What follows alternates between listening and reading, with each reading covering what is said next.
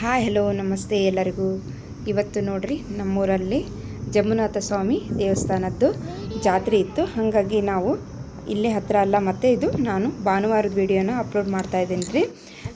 Sunday ಆಗಿತ್ತಲ್ಲ, ಅವತ್ತು ಮಕ್ಕಳಿಗೂ ಸ್ಕೂಲ್ ರಜೆ ಇರ್ತೈತಿ, ಹೋಗಿ ಬರೋಣ ಅಂತ ಹೊರಟ್ವಿ ನಾವು. ಭೂಮಿ ಪುಟ್ಟ ಬೆಳಗ್ಗೆಯಿಂದನೇ ಅಲ್ಲೇ ಜಾತ್ರೆಗೆ ಹೋಗೋದು ಅಂತಂದು, ಒಟ್ಟು ಹೊರಗೆ ಹೋಗೋದು ಅಂತಂದ್ರೆ ರೆಡಿ ಆಗೋದಂದ್ರೆ ಆಕೆಗೆ ಭಾಳ ಇಷ್ಟ. ಹಾಗಾಗಿ ಬೆಳಗ್ಗೆಯಿಂದನೇ ಆಕೆ ರೆಡಿಯಾಗಿದ್ಲು ರೀ ಹೋಗೋದು ಅಂತಂದು. ನಾವು 6 ಗಂಟೆ ಅಷ್ಟೊತ್ತಿಗೆ ಸರಿ ಹೊರಟ್ವಿ. ತೇರಳ ಟೈಮಿಗೆ ಹೋಗೋಣ, ಹಾಗೆ ಹಣ್ಣು ಕಾಯಿ ಮಾಡಿಸ್ಕೊಂಬರೋಣ ಅಂತಂದು ಹೊರಟ್ವಿ. ನಮ್ಮ ಮನೆಯಿಂದ ಇದು ತುಂಬ ಹತ್ತಿರ ಐತ್ರಿ ದೇವಸ್ಥಾನ, ಜಂಬುನಾಥ ಸ್ವಾಮಿ ದೇವಸ್ಥಾನ.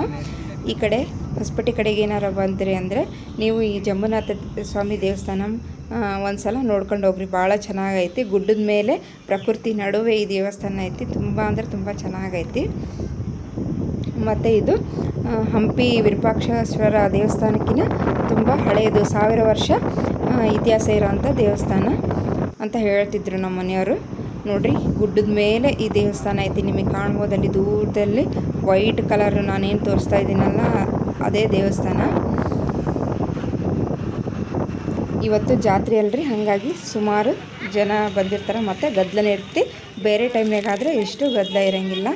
ಅಲ್ಲಿಗೆ ನಾವು ಹೋಗೋ ಅಷ್ಟೊತ್ತಿಗೆ ಏನು ಮಾಡಿದ್ರು ಅಂದರೆ 2 ವೀಲರ್ಸು 4 ವೀಲರ್ಸು ಅಲೋ ಮಾಡೋಂಗಿಲ್ಲ, ನೀವು ಇಲ್ಲೇ ನಿಲ್ಲಿಸ್ಬೇಕು ಅಂದ್ಬಿಟ್ರಿ. ಆ ಗುಡ್ಡದ ಮೇಲೆ ಖಾಲಿ ಟೈಮ್ನೊಳಗಾದ್ರೆ ಡೈರೆಕ್ಟು ಗುಡ್ಡದವರೆಗೂ ನಾವು ನಮ್ಮ ವೆಹಿಕಲ್ಸ್ನ ತಗೊಂಡು ಹೋಗ್ಬೋದು. ಹಾಗಾಗಿ ನಮಗೆ ಹತ್ತಕ್ಕೇನೆ ಅಷ್ಟು ತ್ರಾಸು ಅನ್ಸಂಗಿಲ್ಲ, ಆರಾಮಾಗಿ ಹೋಗ್ಬೋದು ಬಿಡಪ್ಪ ಅಂತ ಹಾಗೆ ಅಂದ್ಕೊಂಡು ಹೋಗಿದ್ವಿ. ಇವತ್ತು ವೆಹಿಕಲ್ಸ್ ಬಿಡ್ತಾರಾ ಅಂತಂದು, ಆದರೆ ಅಲ್ಲಿ ಹೋಗೋದಕ್ಕೆ ಇಲ್ಲ, ವೆಹಿಕಲ್ಸ್ ಅಲೋ ಮಾಡೋಂಗಿಲ್ಲ ಅಂದ್ಬಿಟ್ರು. ನಮಗೆ ಹಾಗಾಗಿ ಭಾಳ ಬೇಸರ ಆಗ್ಬಿಡ್ತೀರಿ.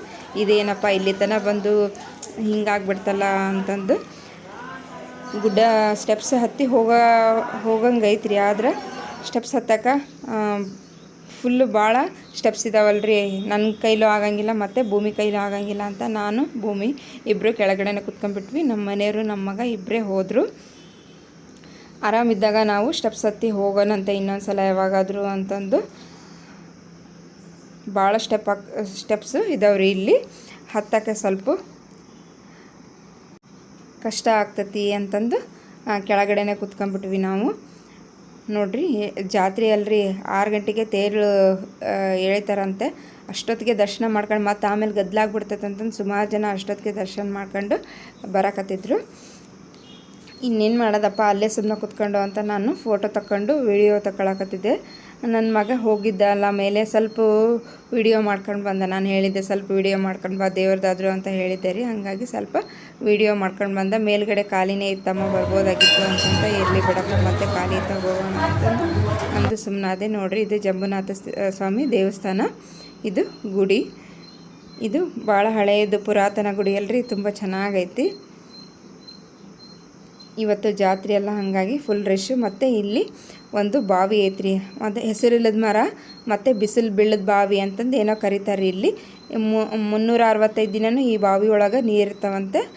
ಫುಲ್ಲು ಇದು ಯಾವಾಗಲೂ ನೀರು ಈ ಬಾವಿ ಒಳಗೆ ತುಂಬಿರ್ತೈತಿ ಅಂತ ನಮ್ಮ ಮನೆಯವ್ರು ಹೇಳ್ತಿದ್ರು.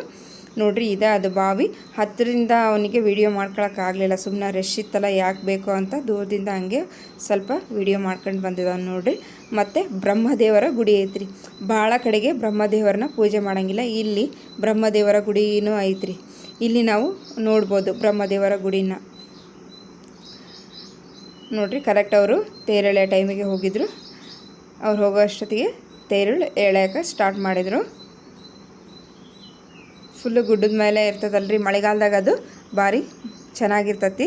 ಹಸಿರು ಎಲ್ಲ ಕಡೆಗೂ ಮಸ್ತ್ ಇರ್ತತಿ ನೋಡೋಕೆ. ಅವಾಗ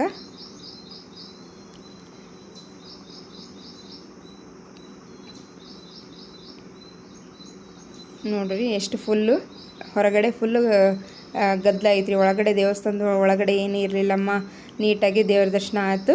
ಹೊರಗಡೆನೇ ಸ್ವಲ್ಪ ಜಾಸ್ತಿ ಗದ್ದಲ, ಜಾತ್ರೆ ಅಲ್ರಿ ಮತ್ತು ಹಾಗಾಗಿ. ನೋಡಿರಿ, ನೀವು ಹೊಸಪೇಟೆ ಕಡೆ ಬಂದರೆ ಈ ಜಂಬುನಾಥ ಸ್ವಾಮಿ ದರ್ಶನನ ಮಾಡ್ಕೊಂಡು ಹೋಗ್ರಿ. ಭಾಳ ಚೆನ್ನಾಗೈತಿ ದೇವಸ್ಥಾನ. ಮತ್ತು ಇದಾಗಿತ್ತು ನೋಡಿರಿ ಇವತ್ತಿನ ವಿಡಿಯೋ. ಪ್ಲೀಸ್ ಇಷ್ಟ ಆದರೆ ಲೈಕ್ ಮಾಡಿರಿ. ಮತ್ತು ಇನ್ನು ಯಾರು ನನ್ನ ಚಾನಲ್ ಸಬ್ಸ್ಕ್ರೈಬ್ ಮಾಡ್ಕೊಂಡಿಲ್ಲ, ಪ್ಲೀಸ್ ಸಬ್ಸ್ಕ್ರೈಬ್ ಮಾಡ್ಕೊಳ್ರಿ. ನಮಸ್ತೆ, ಥ್ಯಾಂಕ್ ಯು.